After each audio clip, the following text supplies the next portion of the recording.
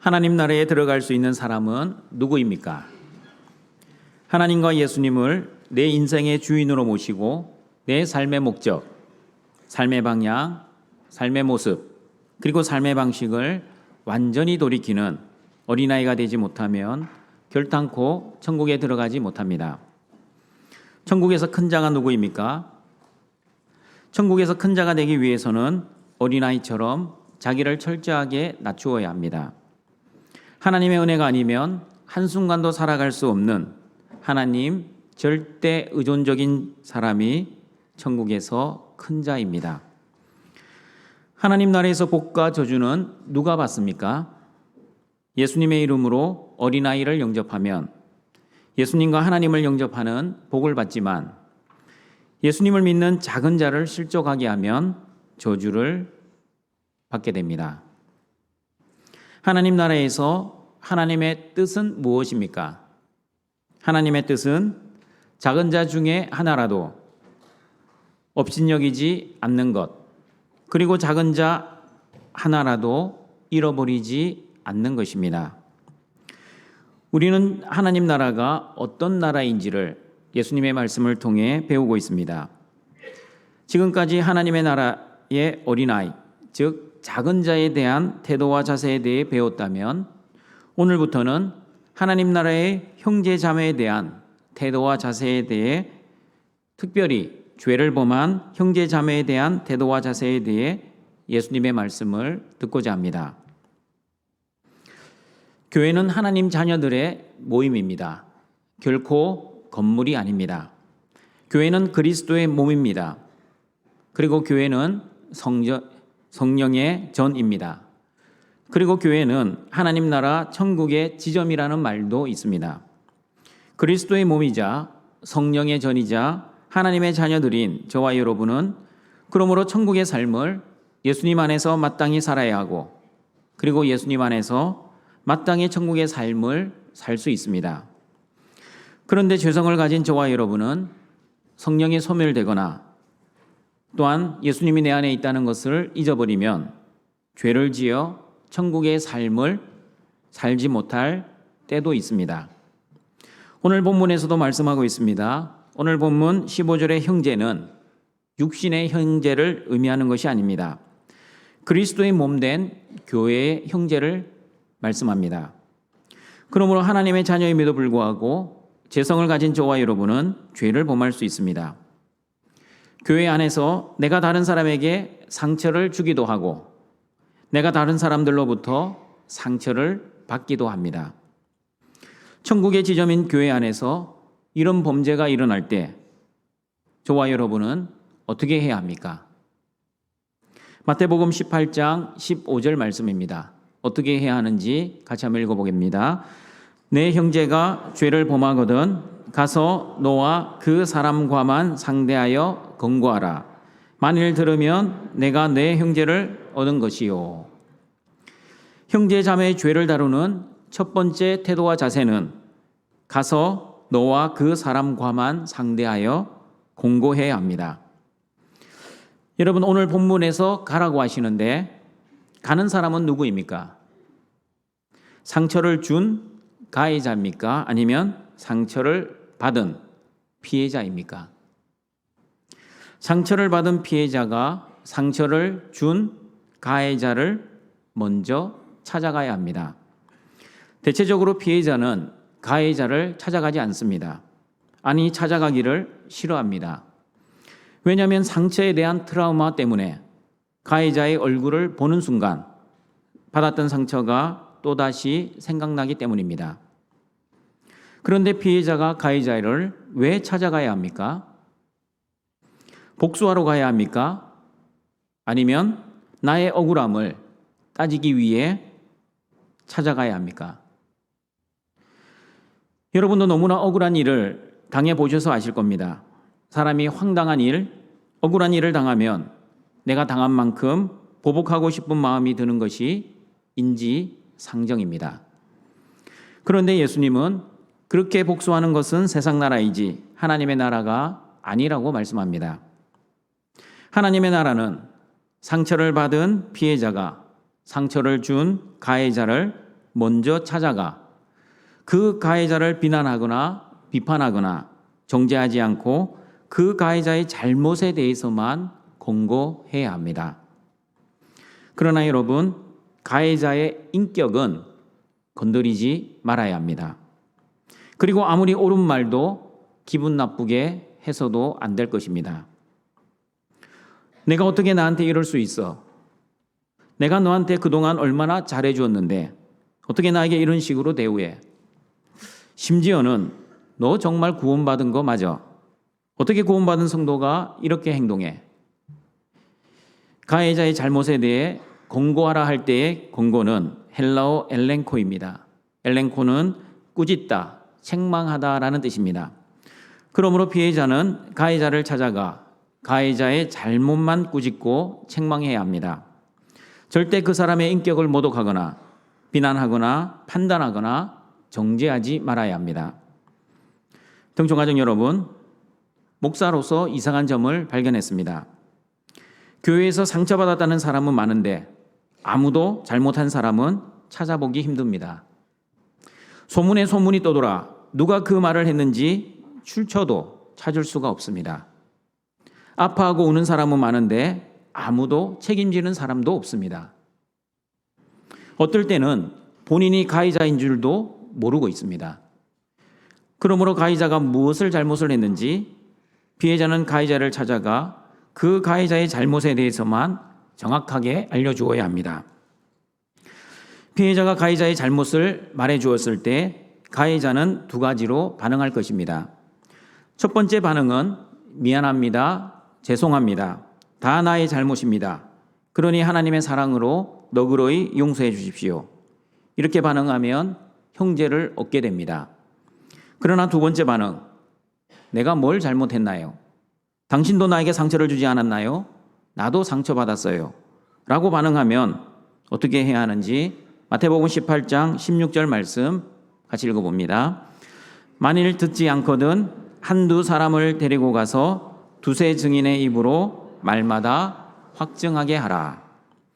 형제 자매의 죄를 다루는 두 번째 태도와 자세는 두세 사람의 겉면입니다. 가해자가 피해자의 말을 듣지 않았기에 한두 사람을 세워 가해자의 말과 피해자의 말에 대해 증인을 세우라는 뜻입니다.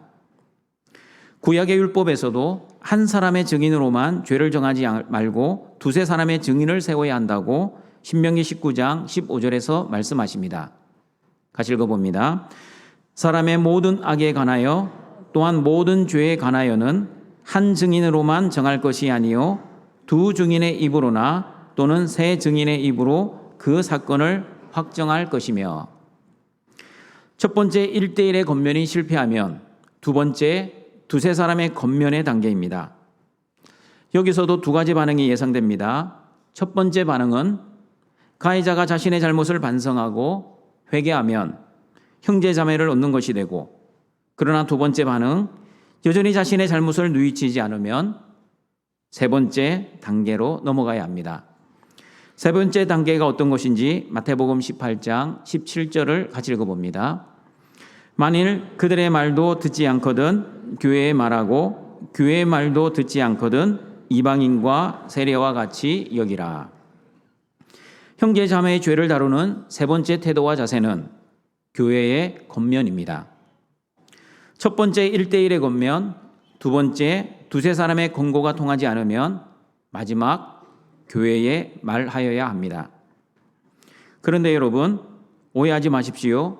교회에 말하라는 것은 교회에 가서 소문을 내라는 뜻이 아닙니다. 김 집사님, 소문 들었어요? 이 집사님, 그 말 들었어요? 박 집사님, 알고 있었어요? 라고 자기 입으로 떠벌리고 다닙니다. 교회에 말하라는 것은 자신의 억울함을 교인들에게 말하고 자신의 억울함을 호소하라는 것이 아닙니다. 이렇게 자신의 억울함을 사람들에게 하소연하고 다니면 교회 공동체에 어떤 문제가 생깁니까? 피해자인 나는 의인이 되고 가해자인 그 사람은 나쁜 사람, 악인이 되어버립니다. 잘잘못에 아무 상관없습니다. 이렇게 자신의 억울함을 사람들에게 말하고 다니면 가해자를 교회 공동체에서 실족시키는, 아니 매장시키는 결과를 낳을 것입니다. 그러므로 여러분, 교회에 말하라는 것은 교회의 장로들이 모인 당회에 말하라는 뜻입니다. 이제는 사적으로 처리하지 말고 교회 공적으로 처리해 줄 것을 요청하라는 뜻입니다. 여기서도 두 가지 반응이 예상됩니다. 당회의 권면에 자신의 잘못을 뉘우치고 회개하면 교회의 일원으로 남아있지만, 만약 당회의 권면을 받지 않으면 이방인과 세리와 같이 여겨야 합니다. 여러분, 이방인과 세리와 같이 여기라는 말씀은 교회 공동체에서 출교하라는 뜻입니다. 목사님, 어떻게 교회가 그렇게 할 수 있습니까? 원수까지 사랑하라고 예수님은 말씀하셨는데 자신의 잘못을 회개하지 않는다고 어떻게 교회에서 매정하게 쫓아낼 수 있습니까? 인간적으로 보면 그런 생각이 들 수 있습니다. 그러나 여러분, 이것은 저의 말이 아니라 예수님의 말씀입니다. 사랑의 예수님께서 왜 교회의 권면을 거부한 사람들을 이방인과 세리처럼 교회에서 추방하라고 하셨습니까? 예수님이 세우신 교회가 거룩해야 하기 때문입니다. 예수님의 몸된 교회가 성결해야 하기 때문입니다. 교회 안의 가라지들이 교회 안의 곡식들에게 계속해서 피해를 줄 수 있습니다. 예수님이 피를 흘려 세운 교회가 거룩하고 흠이 없고 세상과 구별되어야 합니다. 세 번의 회개의 기회를 주었지만 회개를 거부한 사람들에 대한 예수님의 태도는 정확하고 분명하고 그리고 단호하셨습니다. 그러나 여러분, 우리는 또한 조심해야 합니다. 비난하고 판단하고 정죄하기 위한 출교가 아니라 교회의 거룩을 유지하기 위한 출교입니다.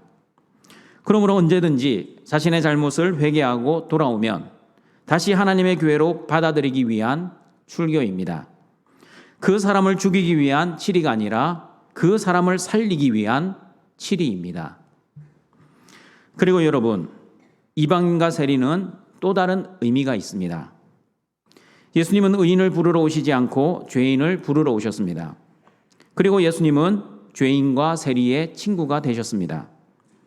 마태복음 18장에서도 예수님은 작은 자를 실족시키지 마라, 작은 자를 업신여기지 말라, 그리고 이 작은 자 중에 하나라도 잃어버리지 않는 것이 하나님의 뜻이라고 강조하셨습니다.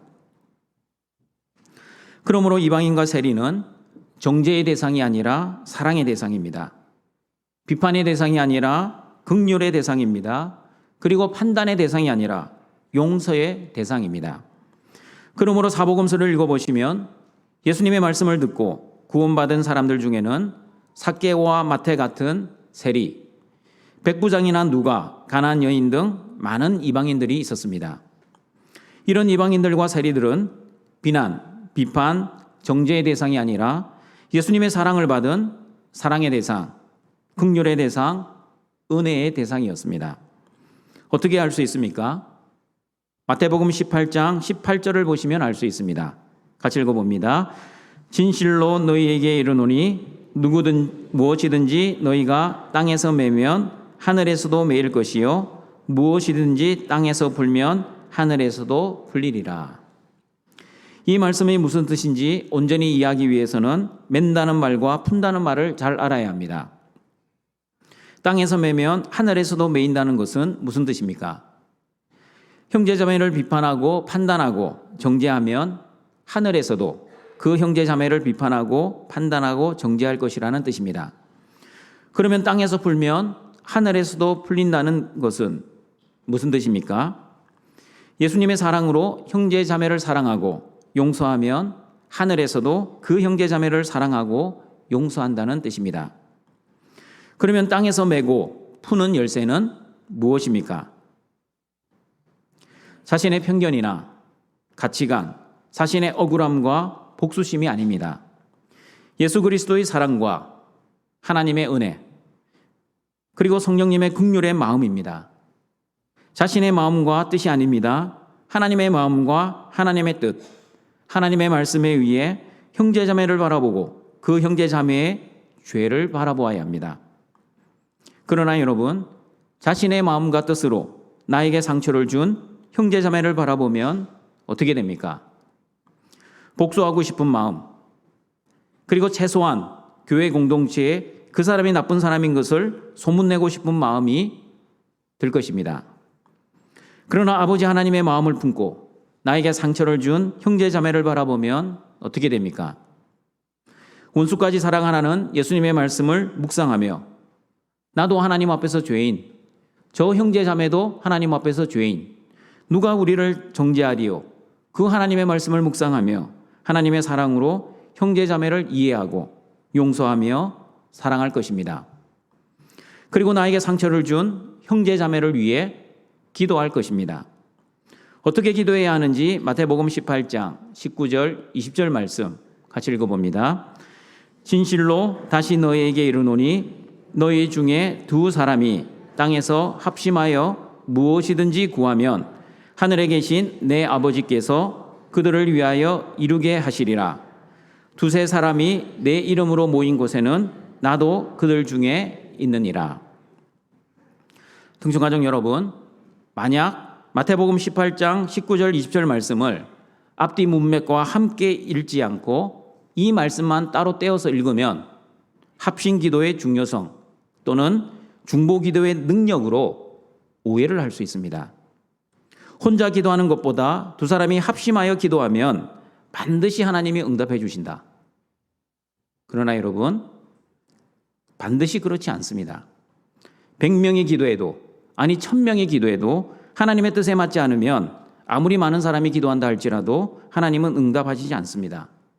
그러나 하나님의 뜻이라면 한 사람만 기도해도, 아니 기도를 하지 않아도 하나님은 저와 여러분의 필요를 채워주실 것입니다. 19절의 두 사람의 기도는 16절의 한두 사람입니다. 무슨 뜻입니까? 19절의 기도는 합심기도의 중요성을 의미하는 것이 아니라 죄를 범한 형제 자매를 위한 기도입니다. 특별히 죄를 범한 형제 자매를 권고할 때의 기도, 그리고 교회의 권면을 듣지 않는 죄를 범한 형제 자매를 치리할 때의 기도를 의미합니다. 그러므로 교회는 인간의 감정이나 기분에 의해 권고하거나 치리하지 말고 하나님께 기도하고 신중하게 하나님의 뜻을 구하며 권면하고 치리해야 합니다. 그러므로 여러분, 예수님을 진정으로 믿는 사람들은 자신의 뜻을 위해 기도하지 않고 하나님의 뜻을 위해 기도합니다. 요한일서 5장 13절 15절입니다. 같이 읽어봅니다. 내가 하나님의 아들의 이름을 믿는 너희에게 이것을 쓰는 것은 너희로 하여금 너희에게 영생이 있음을 알게 하려 함이라. 그를 향하여 우리가 가진 바 담대함이 이것이니 그의 뜻대로 무엇을 구하면 들으심이라. 우리가 무엇이든지 구하는 바를 들으시는 줄을 안즉 우리가 그에게 구한 그것을 얻은 줄을 또한 아느니라. 기도의 본질 기억나십니까? 기도의 본질 무엇입니까? 그새 잊어버리셨습니까? 기도의 본질은 기도 응답이 아니라 하나님과의 올바른 믿음의 관계입니다. 그러므로 기도는 내 뜻을 관철시키는 수단이 아니라 하나님의 뜻을 구하는 것입니다. 예수님의 이름을 진정으로 믿는 자, 다시 말하면 영생을 가진 사람은 하나님의 뜻을 위해 기도합니다. 그리고 하나님의 뜻을 위해 기도하는 그 기도를 아버지 하나님은 하늘에서 들으시고 응답해 주신다는 믿음을 가지고 있습니다. 요한복음 14장 13절 14절에서도 예수님의 이름으로 구하는 기도는 응답받는다고 예수님은 말씀하십니다. 같이 읽어봅니다. 너희가 내 이름으로 무엇을 구하든지 내가 행하리니 이는 아버지로 하여금 아들로 말미암아 영광을 받으시게 하려 함이라. 내 이름으로 무엇이든지 내게 구하면 내가 행하리라. 여러분, 이 말씀을 오해하지 말아야 합니다. 자신의 뜻과 자신의 소원과 자신의 필요만을 위해 다 기도해 놓고 마지막 기도의 마지막에 가서는 예수님의 이름으로 기도했습니다. 아멘. 이렇게 기도하는 것이 이 말씀의 의미가 아닙니다. 예수님의 이름으로 구하는 기도는 하나님이 예수님을 통해 영광을 받으시는 기도입니다. 그러므로 예수님의 이름으로 구하는 기도, 다시 말하면 예수님의 이름의 명예를 걸고 드리는 기도는 하나님께 영광을 돌리는 기도입니다. 예수님의 이름을 걸고 하나님께 영광을 돌리는 기도는 그래서 내 뜻과 내 소원, 내 필요만을 위해 드리는 기도가 아닙니다. 그러면 어떤 기도입니까? 예수님의 명예를 걸고 예수님의 이름을 걸고 그리고 하나님께 영광 돌리는 기도는 하나님의 뜻, 하나님의 말씀, 하나님 나라를 위한 기도입니다. 그러므로 예수님의 이름으로 기도하는 사람은 반드시 하나님의 뜻을 위해 기도하는 사람입니다. 예수님의 이름으로 기도하는 사람은 범죄한 형제 자매를 위해 기도할 때도 내 뜻, 내 감정, 내 기분을 위해 기도하는 것이 아니라 하나님의 뜻, 하나님의 거룩, 하나님의 마음으로 기도할 것입니다. 요한일서 5장 16절을 보시면 죄를 범한 형제에 대하여서 어떻게 하나님의 뜻을 위해 기도해야 하는지 이렇게 말씀하고 있습니다. 같이 읽어봅니다. 누구든지 형제가 사망에 이르지 아니하는 죄 범하는 것을 보거든 구하라. 그리하면 사망에 이르지 아니하는 범죄자들을 위하여 그에게 생명을 주시리라. 사망에 이르는 죄가 있으니 이에 관하여 나는 구하라 하지 않노라. 죄에는 두 가지 종류가 있습니다. 첫 번째는 사망에 이르는 죄입니다. 두 번째는 사망에 이르지 아니하는 죄입니다. 만약 사망에 이르지 아니하는 죄를 형제가 지으면 그 죄 지은 형제를 위해 기도하라고 말씀합니다. 무슨 기도를 드려야 합니까? 그들의 생명을 위해 기도해야 합니다. 그들을 위해 기도하면 하나님이 그들에게 생명을 주실 것입니다. 다시 말하면 그들의 죄를 용서해 주시고 다시 하나님의 크신 은혜와 복을 주실 것입니다. 그러나 사망에 이르는 죄에 대해서는 기도하지 말 것을 권면합니다. 사망에 이르는 죄는 기도해도 응답받지 못하기 때문입니다. 그러면 여러분, 사망에 이르는 죄는 어떤 죄입니까? 사망에 이르는 죄는 예수님을 믿지 않는 죄입니다. 하나님의 선택을 받지 못한 사람들을 위해서는 기도하지 말라는 뜻입니다. 그러나 여러분, 저와 여러분은 하나님이 아니기에 누가 구원을 받은 사람인지 아니면 누가 구원을 받지 못한 사람인지 정확하게 알 수 없습니다. 그러므로 하나님의 긍휼의 은혜를 구하며 죽을 때까지 포기하지 말고 사랑하는 가족과 나의 VIP를 위해 기도하는 등촌의 가족들이 되시기를 바랍니다. 그리고 예수님을 믿는 형제 자매가 죄를 범하면 비난하거나 판단하거나 정죄하지 말고 그 형제 자매의 생명을 위해 기도해야 합니다. 마태복음 18장 19절에 두 사람이 땅에서 드리는 합심 기도가 바로 사망에 이르지 않는 형제 자매를 위한 기도입니다. 저와 여러분은 예수님을 믿음에도 불구하고 재성을 가지고 있기에 성령이 소멸되거나 예수님이 내 안에 계신다는 것을 잊어버리면 은혜가 떨어지면 자기도 모르게 죄를 짓습니다. 죄를 지으면 어떻게 해야 합니까? 자신의 죄를 자복하고 회개해야 합니다. 자백하고 회개하면 거룩하시고 의로우신 하나님이 우리 죄를 용서해 주십니다. 믿으십니까? 요한일서 1장 9절입니다. 같이 읽어보겠습니다. 만일 우리가 우리 죄를 자백하면 그는 미쁘시고 의로우사 우리 죄를 사하시며 우리를 모든 불의에서 깨끗하게 하실 것이요. 그리고 요한일서 5장 18절을 보시면 예수님은 죄를 지은 하나님의 자녀라 할지라도 지켜주시고 보호해 주신다고 말씀하십니다. 같이 읽어봅니다. 하나님께로부터 난 자는 다 범죄하지 아니하는 줄을 우리가 아노라. 하나님께로부터 나신 자가 그를 지키심에 악한 자가 그를 만지지도 못하느니라. 하나님께로부터 난 자는 다 범죄하지 아니한다는 말씀. 여러분, 하나님께로부터 난 자는 하나도 또는 한 번도 죄를 짓지 않는다는 말씀이 아닙니다. 하나님께로부터 난 하나님의 자녀들이라 할지라도 범죄할 수 있지만 그러나 하나님의 자녀들은 계속해서 죄를 짓지 않는다는 말씀입니다. 죄의 세력 아래 계속 머물러 있지 않는다는 뜻입니다. 왜냐하면 예수님이 죄 지은 저와 여러분을 지켜주시고 말할 수 없는 단식으로 기도해 주시기 때문입니다. 로마서 8장 34절입니다. 같이 읽어봅니다. 누가 정죄하리요? 죽으실 뿐 아니라 다시 살아나신 이는 그리스도 예수니니 그는 하나님의 우편에 계신 자요 우리를 위하여 간구하시는 자신이라. 예수님은 죄지은 저와 여러분을 위해 기도해 주실 뿐만 아니라 죄지은 형제 자매를 위해서도 기도하고 계십니다. 그러므로 여러분, 예수님이 기도하고 있는 그 형제 자매를 저와 여러분이 비판하고 판단하고 정죄한다면 어떻게 되겠습니까? 세상 나라에서는 자신과 생각이 다르고 의견이 다르고 가는 길이 다르면 쉽게 비판하고 판단하고 정죄합니다. 그리고 세상 나라는 자신의 욕심대로 자신의 뜻대로 참소합니다. 그러므로 죄를 덮어주는 것이 아니라 죄를 까발리기 위한 참소입니다. 죄를 들춰내어 사람들에게 상처를 줍니다. 교회 공동체를 힘들게 합니다. 결국에는 한 영혼만 죽이는 것이 아니라 많은 사람들의 영혼을 죽이는 결과를 초래할 것입니다. 그러나 여러분, 하나님 나라에서 살아가는 하나님의 자녀들은 어떻게 행동해야 합니까? 비록 형제자매가 죄를 범해도 그 사람을 비판, 판단, 정죄하지 말아야 합니다. 그 사람의 인격을 무시하거나 모욕하지 말아야 합니다. 그리고 그 사람의 잘못에 대해서만 권고해야 합니다. 이렇게 하는 목적이 있습니다. 형제자매를 얻기 위한 목적입니다. 형제자매를 살리기 위함입니다. 그리고 형제자매에게 예수님 안에 있는 영생을 누리게 하기 위함입니다.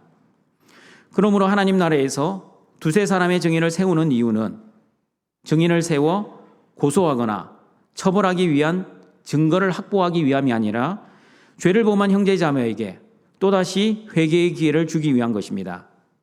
죄를 바로잡고 상처를 치유하고 그리고 교회의 질서를 다시 세우기 위함입니다. 이방인과 세례와 같이 여기는 것도 사람을 영원히 죽이기 위함이 아니라 사람을 살리고 교회를 살리고 그리고 죄인들이 다시 하나님의 품으로 돌아와 하나님 나라 천국 영생을 누리게 하기 위함입니다. 그러므로 여러분 주위에 비록 죄를 범한 형제자매가 있다 할지라도 함부로 그들을 비판하거나 판단하거나 정죄하지 마시고 그들을 위해 두 사람이 합심하여 기도하시는 등촌의 가족들이 되시길 바랍니다. 어떻게 합심하여 기도해야 하는지 예를 들어 보겠습니다. 하나님, 죄를 지은 형제자매가 자신의 지은 죄를 회개하고 자복하게 하시어 하나님의 용서의 은혜를 체험하게 하옵소서. 그리고 하나님, 상처를 받은 형제자매에게도 은혜를 베풀어 주셔서 상처를 준 가해자를 용서하게 하시고 받은 그 상처가 잘 회복되게 하옵소서. 가해자와 피해자가 이번 일로 인해 더욱 하나님과의 관계가 좋아지고 그리고 서로 간에 이해하고 용서하고 더욱 사랑할 수 있게 하여 주시옵소서. 저와 여러분이 합심하여 형제 자매의 죄를 용서해 달라고 여러분 기도하는 이유가 무엇입니까?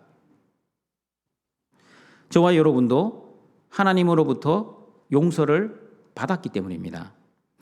저와 여러분이 죄를 하나도 안 지었기 때문이 아니라 여전히 죄를 지으며 살고 있지만 예수님 안에서 저와 여러분의 모든 죄를 용서받았기 때문에 십자가의 용서를 받은 자답게 저와 여러분도 형제 자매를 용서해야 합니다.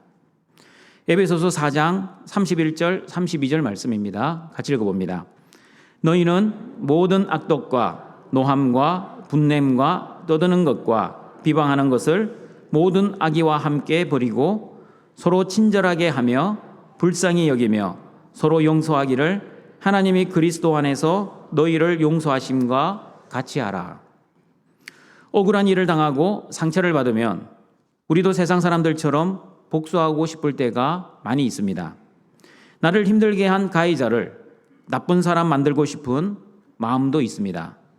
그러나 예수 그리스도의 십자가의 사랑을 받은 하나님의 자녀들은 악독, 즉 원한을 품지 말아야 합니다. 화를 내지도 말아야 합니다. 나에게 상처를 준 가해자를 비방하고 10분 충정도 자제해야 합니다. 나쁜 소문을 내고 싶은 마음도 절제해야 합니다. 그러면 어떻게 행동해야 합니까? 에베소서의 말씀처럼 서로 친절하게 대해야 합니다. 속에서는 부글부글 끓고 있는데 겉으로는 태연한 척 연기하라는 말씀이 아닙니다. 하나님의 사랑을 받은 그 사랑으로 그리스도 안에서 긍휼의 마음과 친절한 행동으로 진정으로 형제를 용서하라는 말씀입니다. 그리고 나를 힘들게 한 그 가해자를 불쌍히 여기는 마음, 하나님의 마음을 가져야 합니다. 그리고 서로 용서해야 합니다. 피해자만 용서하는 것이 아닙니다. 가해자도 용서해야 합니다. 목사님, 나는 잘못한 것이 하나도 없는데 왜 피해자인 내가 용서를 해야 합니까? 가해자가 나에게 용서를 구해야 정상 아닙니까? 그렇게 말씀하시지 마십시오. 만약 나에게 상처를 준 가해자에게 화를 내고 미워했다면 이미 여러분은 마음의 살인, 살인의 죄를 범했습니다. 나의 억울함을 여러분의 가족들에게 또는 여러분의 친구들에게 말을 했습니까? 소문을 냈다면 그 형제자매를 비판하고 판단하고 이미 정죄한 죄를 범한 것과 같습니다. 그러므로 용서는 가해자만 하는 것이 아니라 피해자 모두 서로에게 용서를 구해야 합니다. 그러나 여러분 조심해야 합니다. 여러분의 의지적 결단으로 자신의 의를 위해 용서하면 안 됩니다. 나는 저런 원수까지 용서할 수 있는 통이 큰 사람, 믿음이 좋은 사람이라는 것을 가시하거나 자랑하기 위해 용서하면 지금 당장은 용서한 것처럼 보이지만 시간이 지나면 언젠가는 다시 문제가 생깁니다. 여러분, 진정한 용서를 했으면 관계가 회복돼야 정상입니다. 그러나 말로는 용서했다 하지만 관계를 회복하지 못하고 살아간다면 그것은 진정한 용서를 한 것이 아닙니다. 그러므로 관계가 회복되지 않는 용서는 진정한 용서가 아닙니다. 그러므로 용서는 예수님의 십자가의 사랑을 받은 자답게 십자가의 사랑으로 용서해야 합니다. 나의 힘과 능력이 아니라 예수님의 사랑과 은혜로 형제자매의 죄를 용서하고 기도해야 합니다. 하나님의 은혜와 복을 받은 자답게, 은혜 신자답게 예수님의 사랑과 은혜로 형제자매의 허물과 죄를 위해 기도하고 용서하시는 모든 등촌의 가족들이 되시기를 바랍니다. 말씀을 정리하도록 하겠습니다. 하나님 나라는 첫 번째, 형제자매의 허물과 죄를 비판하거나 판단하거나 정죄하는 나라가 아니라 하나님의 사랑으로 건면하는 나라입니다. 그러므로 예수님이 가르쳐 주신 건면의 3단계를 반드시 기억하시고 여러분의 삶 속에서 잘 적용하시길 바랍니다. 첫 번째 1:1 건면, 두 번째 두세 사람의 건면, 그리고 세 번째 교회의 건면입니다. 사람을 살리고 세우고 교회의 거룩성과 성결을 위한 건면이지 사람을 죽이고 비난하고 판단하고 정죄하기 위한 참소가 아닙니다. 두 번째, 하나님 나라는 죄를 범한 형제자매라 할지라도 기도하고 용서하는 나라입니다. 하나님은 교회에게 놀라운 권세를 주셨습니다. 이 땅에서 매면 하늘에서도 매이고 이 땅에서도 풀면 하늘에서도 풀리는 권세입니다. 교회에 주신 이 놀라운 권세, 자신의 의를 위해 자신의 감정과 기분에 의해 사용하지 말아야 합니다. 하나님이 주신 이 놀라운 권세를 사용하기 위해서는 반드시 두 사람이 합심 기도해야 합니다. 하나님의 뜻에 맞게 사람을 살리고 세우고 사랑하고 용서하기 위해서는 반드시 합심 기도해야 합니다. 하나님의 나라의 자녀답게 십자가의 사랑을 받은 은혜 신자답게 나에게 상처를 주고 죄를 범한 형제자매라 할지라도 그 형제자매를 비난하거나 판단하거나 정죄하지 마시고 하나님의 사랑으로 건면하고 예수 그리스도의 말씀으로 용서하며 그리고 성령님의 크신 은혜로 기도하는 모든 등촌의 가족들이 되시길 주님의 이름으로 축원합니다. 사랑과 자비가 풍성하신 하나님 아버지, 십자가의 은혜로 하나님의 자녀 삼아주시고 오늘도 영과 진리의 예배자로 불러주시니 감사합니다. 하나님 나라는 형제 자매의 허물과 죄를 비난하거나 비판하거나 정죄하는 나라가 아니라 하나님의 사랑으로 건면하는 나라입니다. 우리 모든 등촌의 가족들 하나님의 사랑으로 건면하여 형제 자매를 죽이지 않고 사람을 살리고 교회의 거룩성과 성결을 유지하는 우리 은혜 신자가 될 수 있도록 도와주시옵소서. 그리고 하나님 나라는 형제를 위해 기도하고 용서하는 나라입니다. 교회에게 주신 이 놀라운 권세, 이 땅에서 매면 하늘에서도 매이고 이 땅에서 풀면 하늘에서도 풀리는 놀라운 권세를 남용하지 않고 하나님의 마음과 하나님의 뜻을 위해 기도하면서 사람을 살리고 용서하여 십자가의 사랑을 받은 은혜 신자답게 살아갈 수 있도록 은혜 내려 주시옵소서. 예수님의 이름으로 기도드립니다. 아멘.